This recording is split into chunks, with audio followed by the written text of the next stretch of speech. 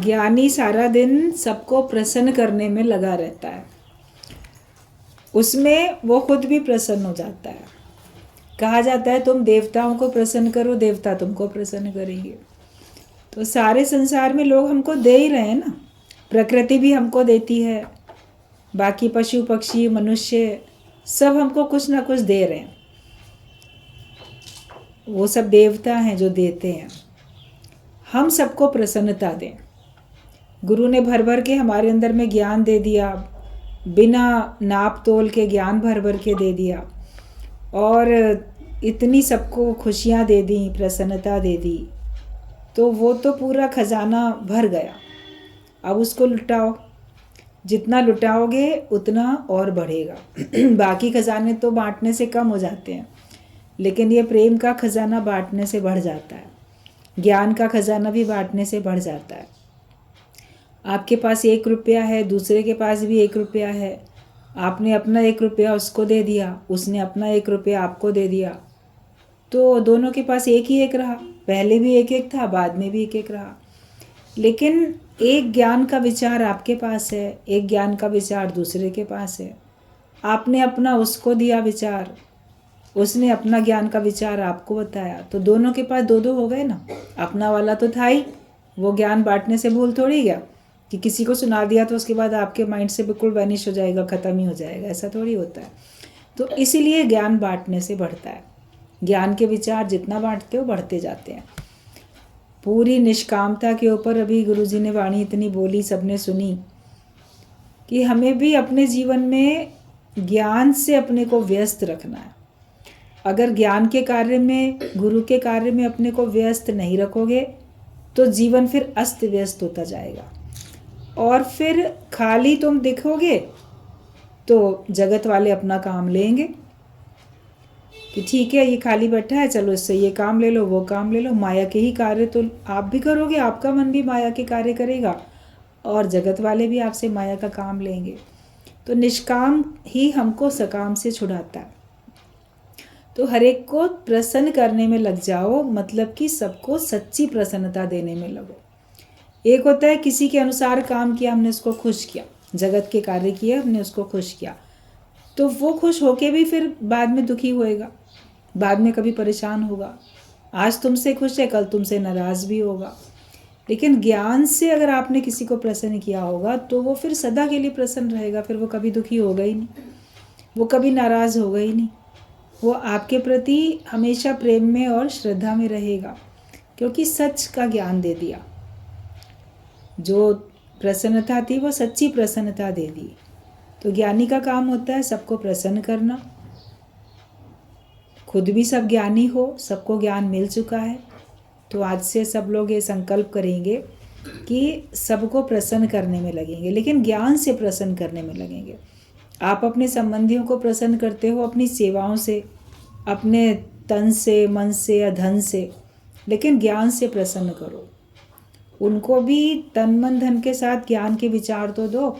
अगर ज्ञान के विचार नहीं दोगे तो फिर वो ऐसे ही है, संसार जैसे दुनिया का मेला, संसार, उसमें कभी खुशी कभी गम। तो प्रसन्नता परिवार वालों को भी ज्ञान सहित दो। और अगर वो आपका ज्ञान नहीं लेते हैं, आपको सत्संग में जाते हुए देख के कभी मान लो प्रसन्न नहीं होते हैं, तो विश्वास रखो आज नहीं तो कल वो प्रसन्न हो जाएंगे। फिर वो लोग बोलेंगे कि आप ही का ज्ञान, आप ही का रास्ता अच्छा था, तुमने जो रास्ता चुना वो अच्छा था।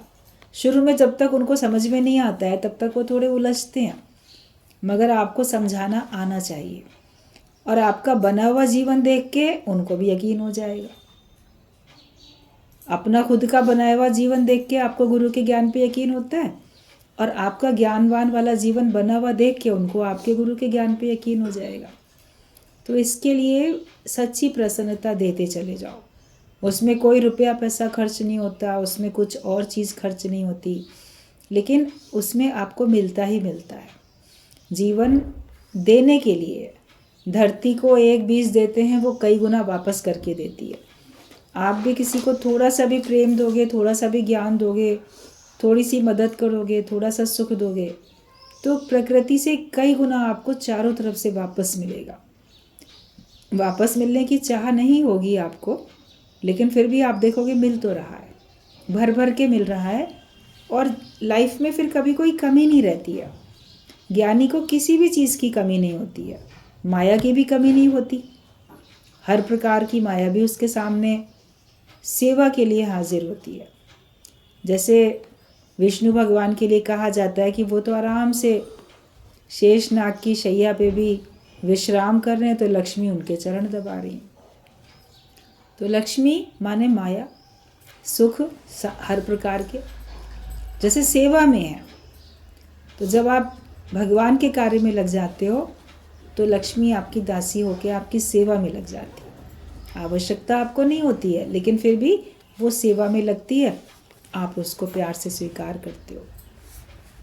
भगवान को भी, और जो भगवान की बनाई हुई सृष्टि है और उस सृष्टि से मिलने वाले जो भी पदार्थ हैं, दुख सुख जो भी हैं, वो सब ज्ञानी बहुत खुशी से स्वीकार कर लेता है। तो वो ऑलराउंडर होता है। कुछ लोग होते हैं सन्यासी, सन्यास लेके जाएंगे तो वो भगवान के द्वारा दी गई जो भी कुछ उनके पास सौगातें होती हैं, जो उपहार होते हैं, भले उसका माया नाम रखा हुआ है, तो उससे नफरत करके चले जाते हैं। तो भी उनके अंदर में कहीं पूर्णता कभी नहीं भी आ पाती है।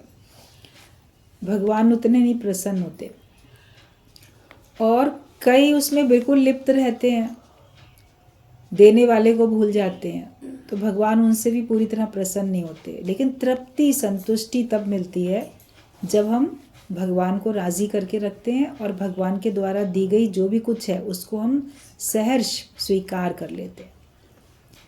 जो मिले, दुख मिले, सुख मिले, सब भगवान तुम्हारी ओर से मिला है, वो मैंने स्वीकार कर लिया। एक बार एक दृष्टांत बताया जाता था कि एक संत था, उसके पास सत्संग सुनने के लिए कई लोग जाते थे। एक बार एक सुनने वाले ने उससे कहा कि मैं भगवान को पूरी तरह से कैसे खुश कर सकता हूँ, क्या करूँ जिससे भगवान खुश रहें। तो संत भी कभी कभी ऐसी लीला करते हैं दिखाने समझाने के लिए।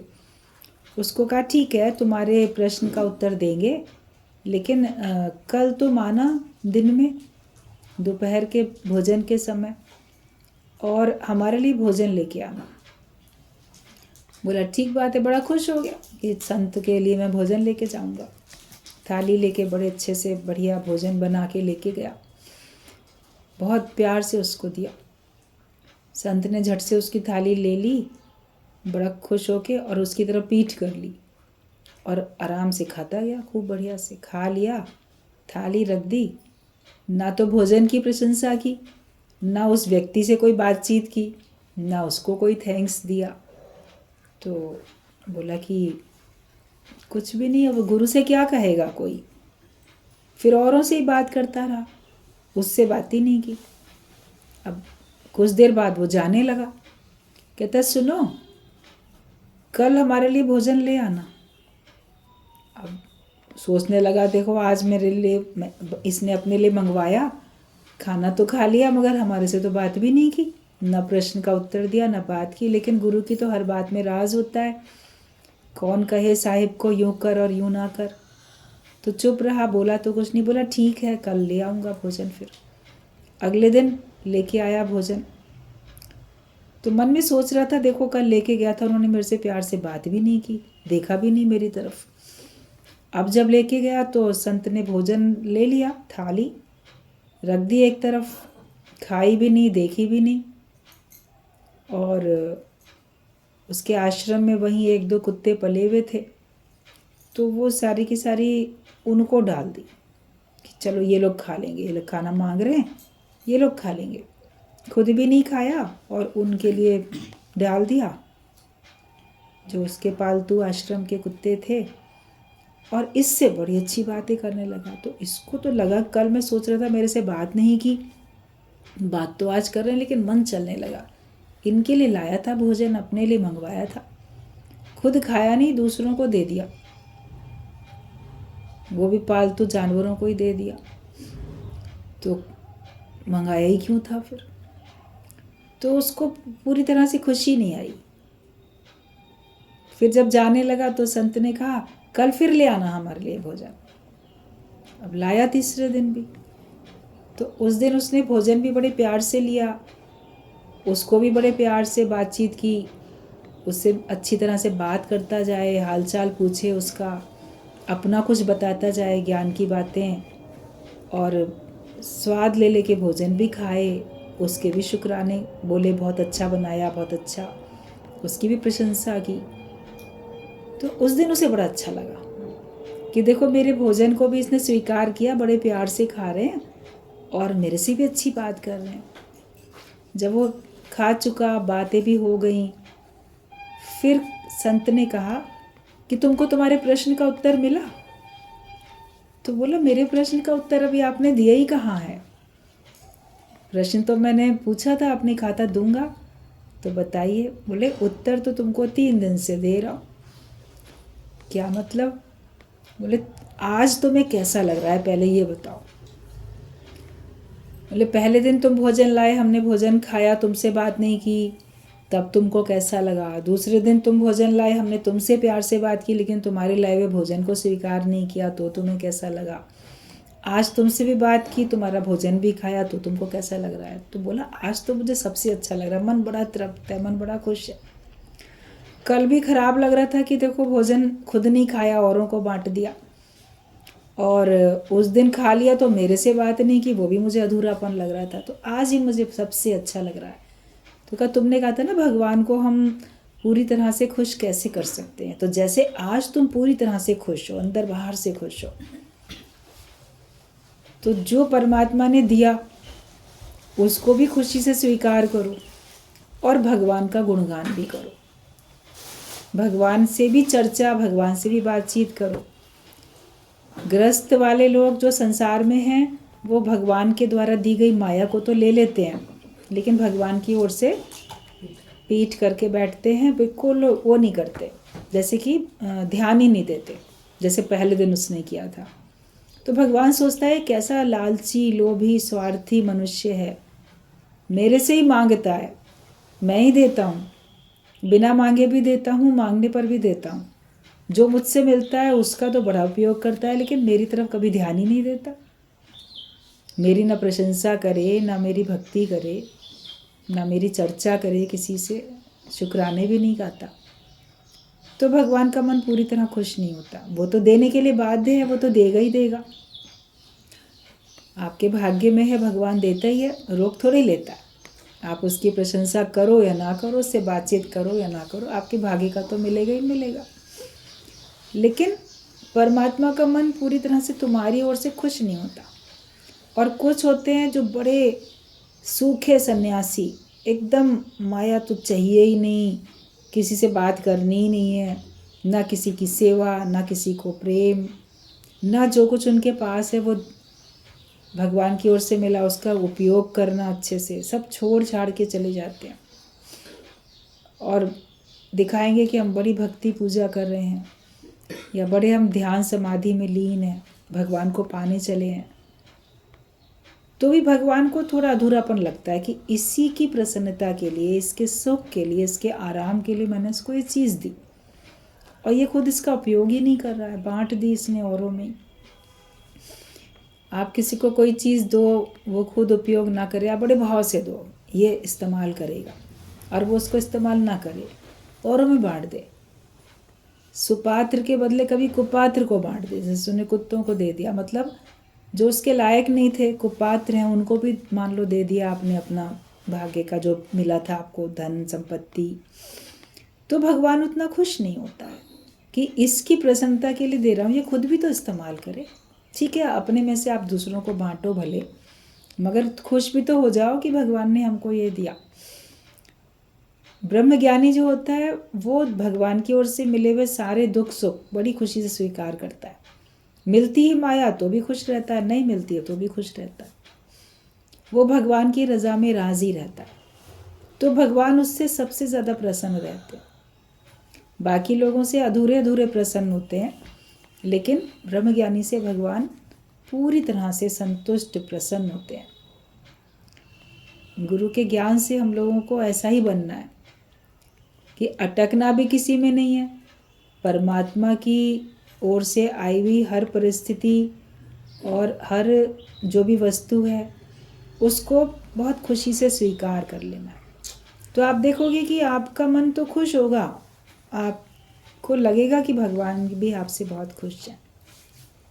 तो ज्ञानी का काम होता है सबको प्रसन्नता देना। सबसे पहले वो भगवान को ही खुश करने में लग जाता है। रब राजी तो सब राजी। अगर भगवान आपसे खुश हैं तो सब आपसे खुश हैं।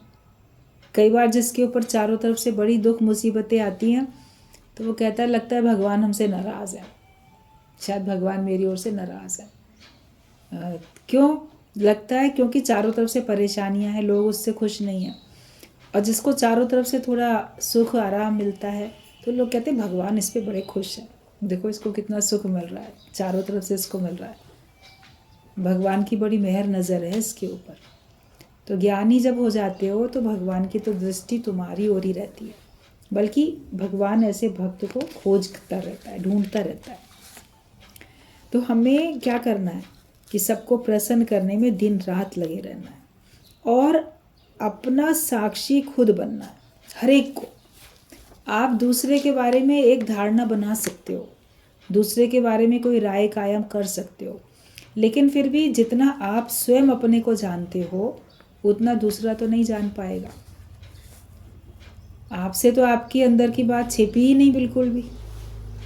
कर्म का मर्म ज्ञानी गुरु भले समझ जाए आपका, लेकिन फिर भी कर्म का मर्म क्या आपको पता नहीं। हर एक को अपना भी तो जो भी कार्य करते हैं उसके पीछे क्या इंटेंशन थी सच्ची तरह से वो पता होती है। तो हमको अपना ही साक्षी बनना है कि मैं अभी भी पूरी तरीके से माया से उपराम हूँ कि नहीं, अभी भी मेरा मन जगत से उपराम हुआ कि नहीं, दुख सुख से उपराम हुआ कि नहीं, भगवान के भरोसे बैठा हूँ, भगवान से मिलके एक हो चुका कि नहीं हो चुका, अभी मैं कितना % तक ज्ञानी बना, कितना नहीं बना, सबकी खबर आपको होती है और अपनी चेकिंग हमको करते रहनी है। तो हर एक को अपना ही साक्षी बनना है। दूसरे के बारे में चर्चा बहुत ज़्यादा नहीं होनी चाहिए। सिखाने के लिए हो, सावधान करने के लिए हो, वो अलग बात है, लेकिन बहुत अधिक चर्चा दूसरे की नहीं करो। शॉर्ट से शॉर्ट में बात करो। गीता भगवान के पास कभी कोई आता था सत्संगी प्रेमी और वो अपनी पर्सनल कोई प्रॉब्लम होती थी उसको गुरु से बताता था, अकेले में भी या कभी लोगों के बीच में भी।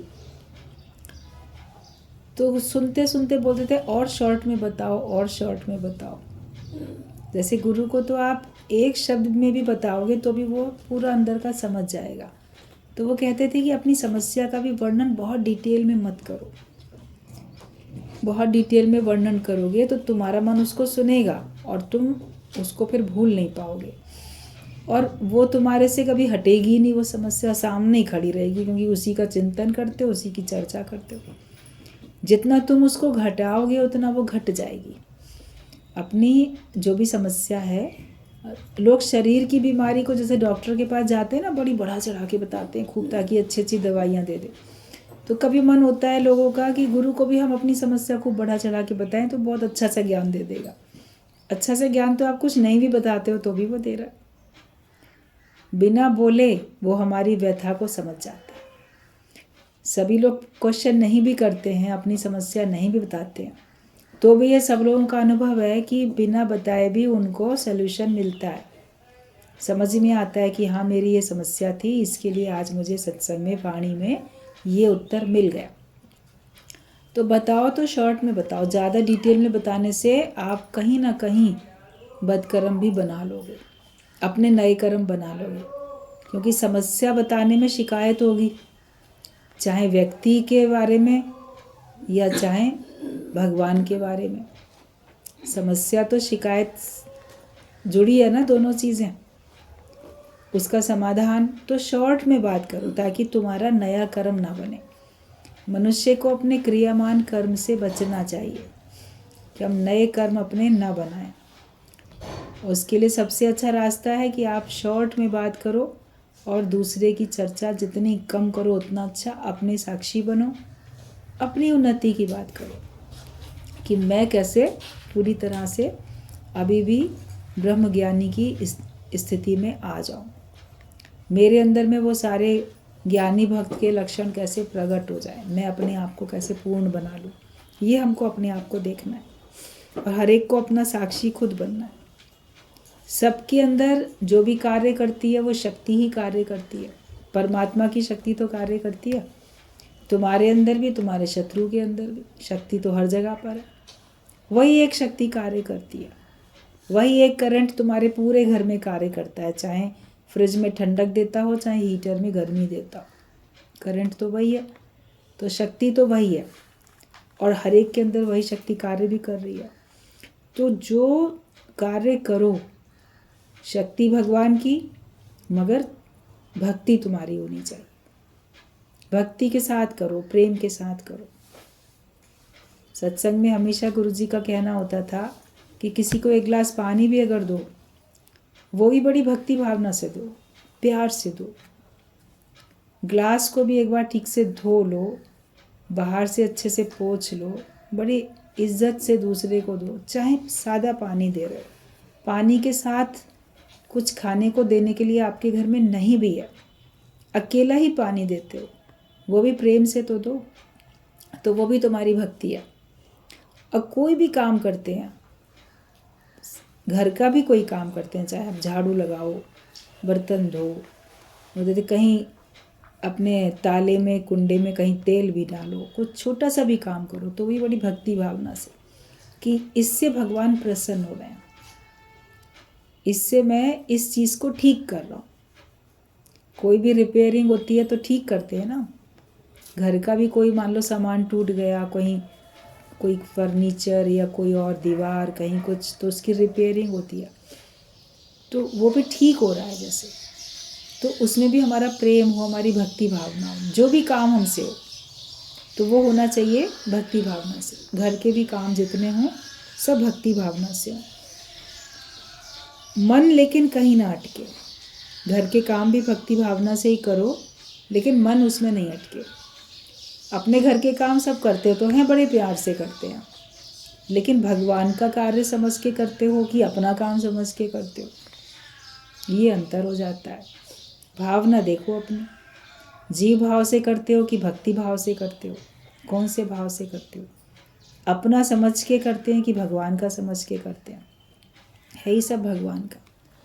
कहने में तो कह दिया सब कुछ है तेरा, मगर कहीं ना कहीं बीच बीच में फिर मेरा मेरा आने लग जाता है। जैसे आने लगे उसको फिर बोलो अरे भगवान तुम्हारा ही है।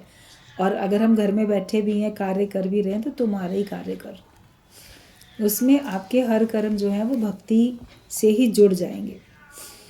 और मन कहीं अटकना नहीं चाहिए, ना निंदा में ना प्रशंसा में।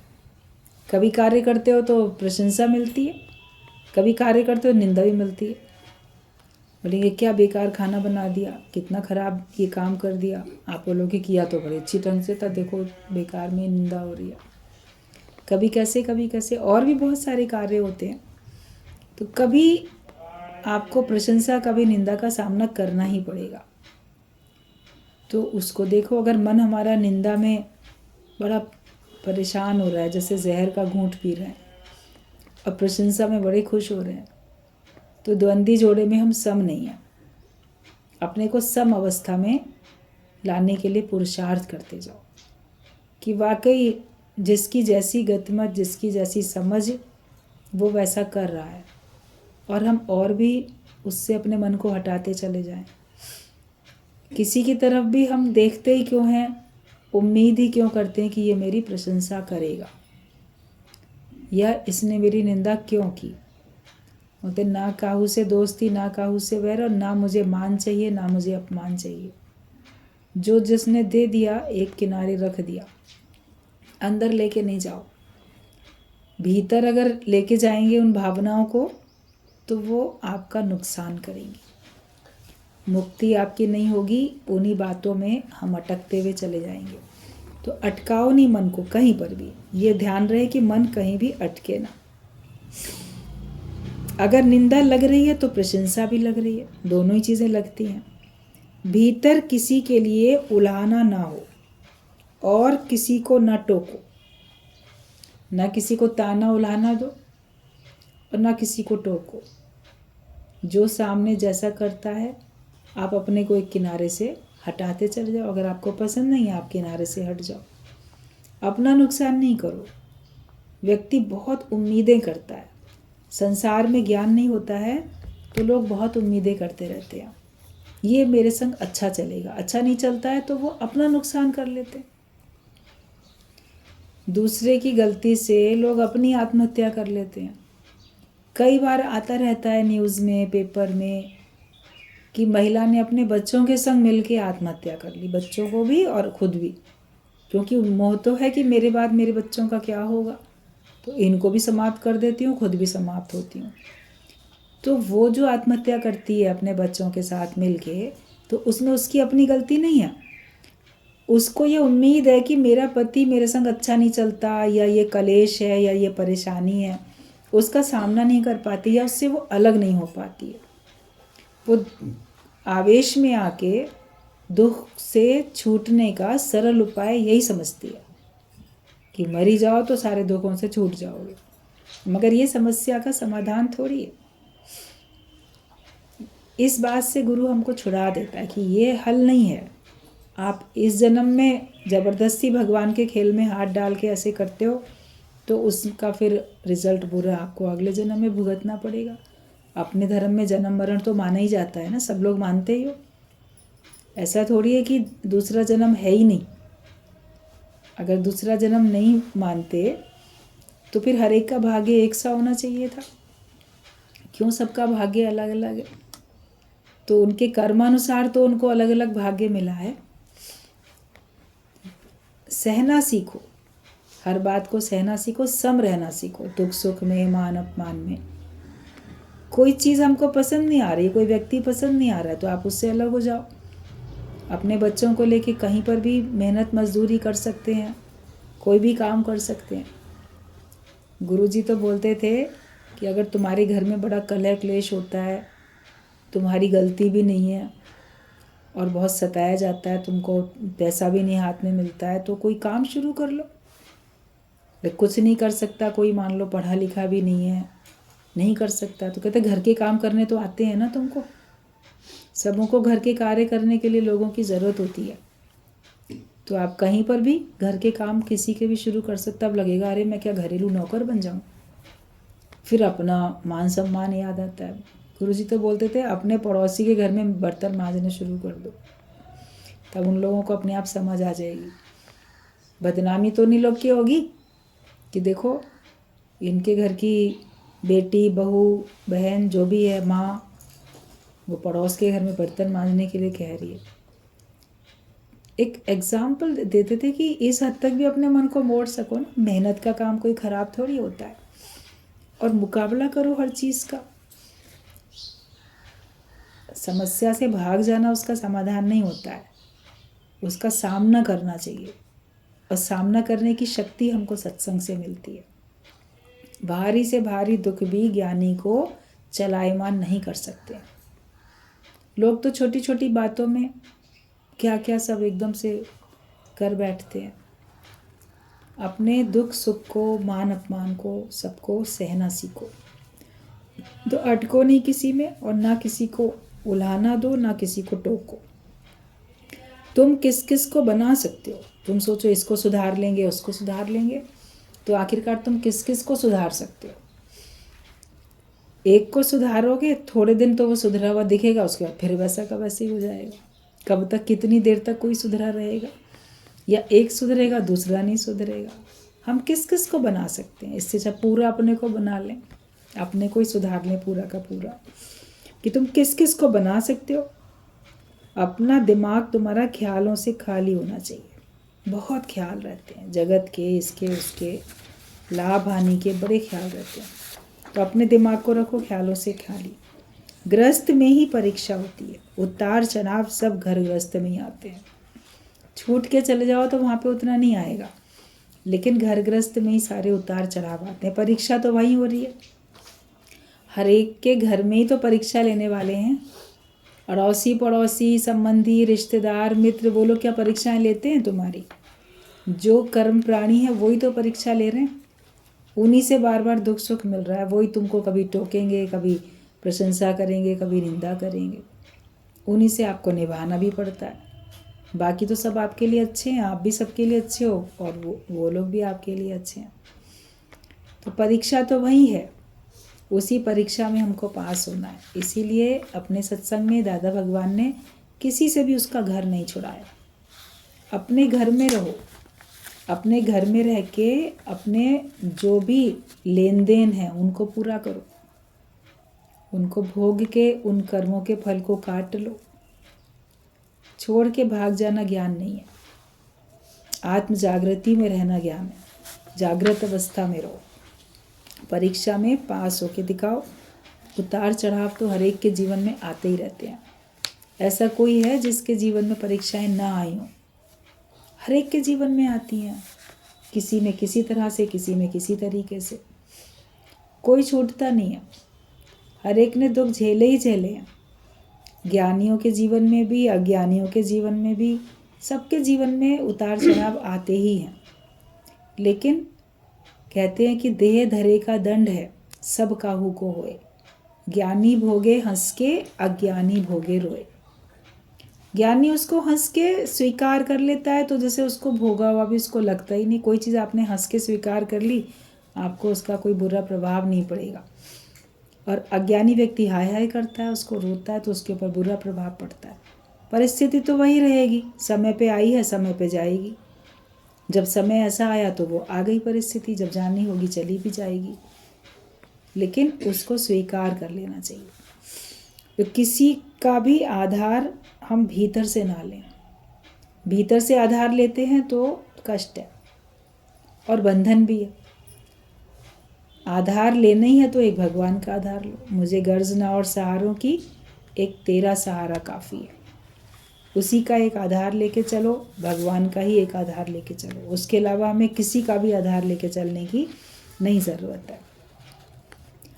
पैसे से दोस्त कम और दुश्मन ज़्यादा बनते हैं। तुम समझते हो बहुत अधिक पैसा होगा तो हमारे बहुत दोस्त बन जाएंगे। पैसा अधिक होगा तो तुम्हारे दोस्त कम और दुश्मन ज़्यादा होंगे। बाहर से दोस्ती दिखाते हुए अंदर से घात करने वाले लोग पैसे वालों को मिल जाते हैं।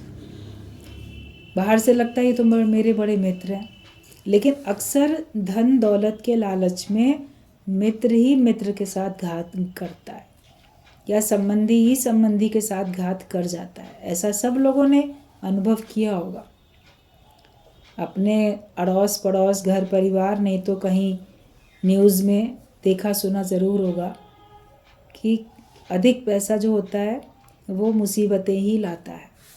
फिर भी पता नहीं क्यों मनुष्य जब भगवान से मांगने चलता है तो पैसा ही मांग लेता है। सोचता है लाओ पैसा ही मिल जाए, पैसा होगा तो हम सब कर लेंगे ठीक।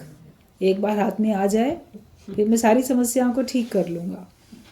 जिनको ठीक करने की सोच रहे हो उनको ठीक कर पाओगे शायद, लेकिन नई जो समस्याएं खड़ी हो जाएंगी उनको तो ठीक करना तुम्हारे हाथ में हो गई।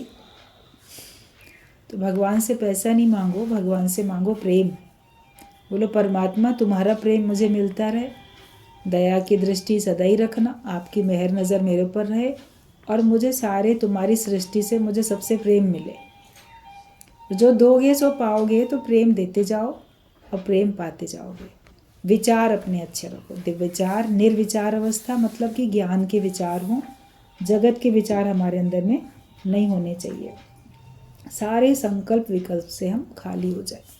जो भी हमारे अंदर में ख्याल चलते हैं उनसे हम खाली हो जाए। हर समय दुख की, परेशानी की बातें सोचने से वो हमारे सामने से कभी जाती ही नहीं है, रहती हैं सामने। और हर समय ज्ञान के विचार करो, हर समय भगवान के पॉजिटिव अच्छे ख्याल करो, तो आपकी प्रसन्नता बनी रहती है। दुख के लिए बोलो कि इस बारे में विचार मैं कल करूँगा, समस्या के बारे में विचार मैं कल करूँगा, आज नहीं।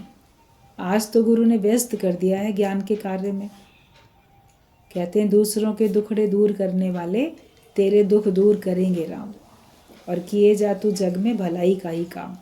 अगर आप जग में भलाई का ही काम करने में लग जाओगे, दूसरों के दुख दूर करने में लग जाओगे, तो आपके दुख लगेगा चले ही गए, भगवान ने अपने आप दूर कर दिया किसी न किसी रूप में, और दूर हो गए कि आप उनको याद ही नहीं कर रहे हो। अपने दुखों को याद करने की फुर्सत ही नहीं है। ज्ञान में अपने को इतना व्यस्त रखो, तभी आप मस्त रह सकते हो, नहीं तो रहोगे अस्त व्यस्त। तो अस्त व्यस्त नहीं रहो, मस्त रहो, बिल्कुल आत्म मस्ती में हमको मस्त रहना।